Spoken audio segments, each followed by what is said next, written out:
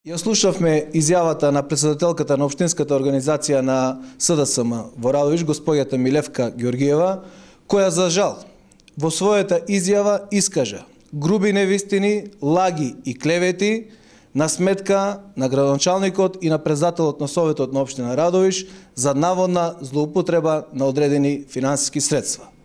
Ние одговорно тврдиме дека ниту еден денар од општинскиот буџет преку сметката на Сдруженијето на граѓани Свети Спасо Радовишки не е злоупотребен, туку напротив, сите се наменски потрошени. Затоа во ова прилика, еве јавно преку вашиот медиум, ја повикувам госпоѓата Милевка Ѓоргиева да даде јавно извинување за искажаните клевети, невистини и лаги упатени на наша сметка. Во спротивно, ќе бидеме приморани да понесеме тужба пред надлежниот суд за нематеријална штета и нарушување на нашата чест и углед. Господине Милевски, еве вие како председател на Советот исто така бевте спомнати. Дали имате ваш коментар? Па да, секако.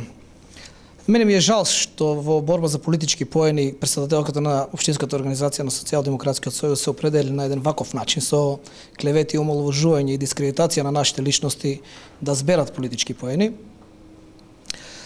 Дополнително целата ситуација ми е необична, ненормална, бидејќи тие веројатно не комуницираат со сопствената советничка група, бидејќи ние на неколку наврати потенцираме, и тоа е јасно за целата јавност радовишка, дека сите одлуки на Советот на Општина Радовиш и целото работење на градоначалникот на Општина Радовиш е јавно и транспарентно.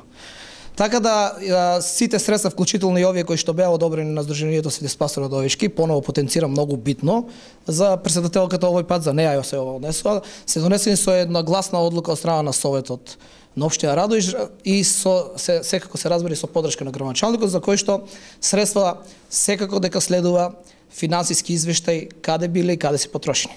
Еве, ние повикуваме во секој момент кој ќе посака, лично ја повикуваме председателката на Општинската организација на СДСМ, да се јави во Сдруженијето кај председател на државата и тој ќе ги покаже сите изводи како се трошени парите и за нејзина лична информација и за информација на целата радовишка јавност. Тоа што дополнително можам да кажам дека повредува е што си дозволуваат луѓе да говорат и да обвинуваат дека некој стои и се заткрива зад патронот и за защитникот, односно за светите луѓе. Тоа е многу осетлива, чувствителна тема и затоа и советувам на претседателката на Општинската организација во иднина да не го користи, моја препорака е тоа. И сега на крајот морам да кажам дека и јас заедно со градоначалникот, за жал ќе кажам, меѓутоа нема друг начин, кога некој ве оклевети, немате друг начин како да ја докажете вистината, доколку претседателката на Општинската организација во најкус можен рок, во рок од 24 часа, не се извини јавно преку вашиот медиум, до сите инволвирани од нејна страна во случајот, во тој случај на надлежниот суд ќе ја докажеме вистината.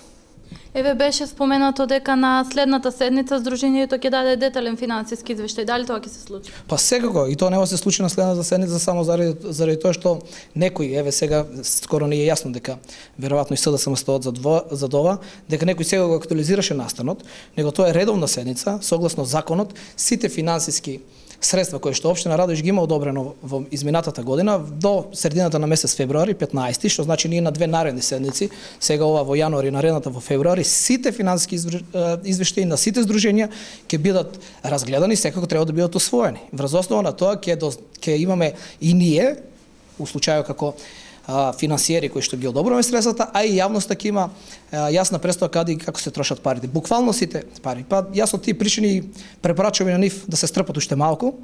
Вие медиумите секако ќе бидете присутни на тие седници и ќе биде многу јасно и тогаш ќе биде јасна вистината. Сега да не влеземе во вакви конфронтации во кои што во главно се служат со измислици и клевети.